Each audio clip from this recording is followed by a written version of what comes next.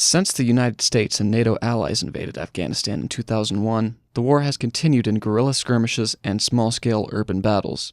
The battle between the Taliban, a radical and fundamentalist regime that has been fighting for power in the region since the 90s, and the US may finally come to an end. Donald Trump has signaled many times that he wants to cut down on American wars across the globe, and in his most recent speech, the State of the Union address, he was as blunt as ever. Great nations do not fight endless wars.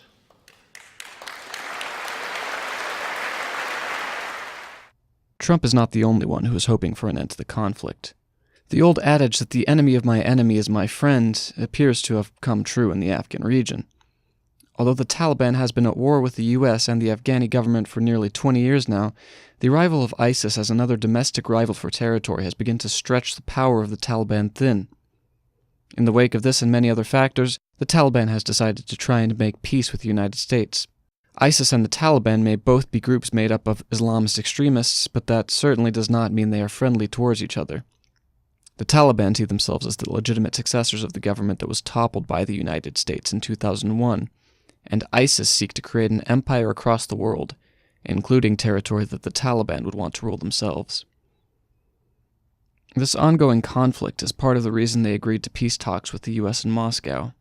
They agreed to do so only on the condition that the government of the Islamic Republic of Afghanistan would not be there, as they view it as a puppet of the United States.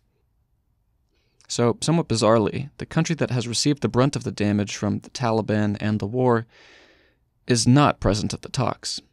The Taliban has also softened its stance on many issues that were contentious during the short period it had dominion over Afghanistan. Women will be allowed to attend school and work, most notably. They have also agreed to never allow terrorist groups to use Afghanistan as a base of operations again. Previously, the Taliban's refusal to extradite Osama bin Laden was used as justification for beginning the war. If the talks are successful, and the Taliban ends the war with the US, although it may not with the state of Afghanistan, we will finally see closure to the second longest war in US history.